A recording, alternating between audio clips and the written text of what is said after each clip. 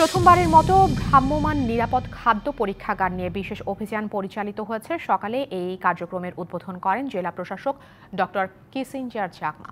এরপর শহরের বিভিন্ন খাদ্যপণ্য বিক্রি প্রতিষ্ঠানে অভিযান চালানো হয়। ব্রাহ্মণবাড়িয়ার রাজবাড়ী ও ঝালকাঠিতে সড়ক দুর্ঘটনায় ৫ জন নিহত হয়েছেন। ব্রাহ্মণবাড়িয়া সদরে দাঁড়িয়ে থাকা ট্রাক্টরের সাথে ধাক্কা লেগে প্রাইভেট কার যাত্রী মা ও মেয়ে নিহত হয়েছেন। সকালে বেদবাড়িয়া এলাকায় দাঁড়িয়ে থাকা বিদ্যুতের খুঁটি বহনকারী একটি ট্রাক্টরকে ধাক্কা দেয় প্রাইভেটটি। বন্যায় ক্ষতিগ্রস্ত কৃষকদের পাশে দাঁড়িয়েছে দিনাজপুরের হাজী মোহাম্মদ দানেশ বিজ্ঞান ও প্রযুক্তি বিশ্ববিদ্যালয়ের শিক্ষার্থীরা। কৃষকের মাঝে বিনামূল্যে ধান, সবজি বীজ এবং চারা সরবরাহ করছেন কৃষি অনুষদের শিক্ষার্থীরা।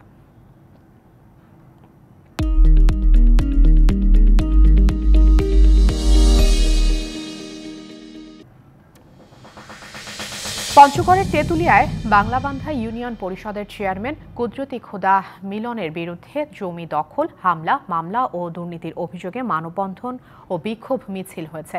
দুপুরে বাংলাবান্ধা ইউনিয়ন পরিষদের সামনে এই কর্মসূচি পালন করা হয়।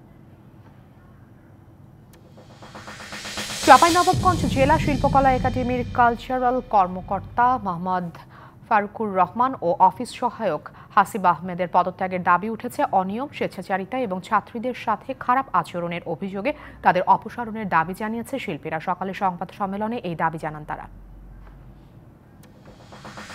দিনাজপুরে যুবলীগ নেতার বিরুদ্ধে সন্ত্রাস ও ভূমি দখলের অভিযোগে মানববন্ধন করেছে এলাকাবাসী। সকালে চেহেলগাজী ইউনিয়নে কোম্পানি মোড়ে মানববন্ধনে আমিনুল ও তার সহযোগীদের আইনের আওতায় এনে বিচার দাবি করেন তারা।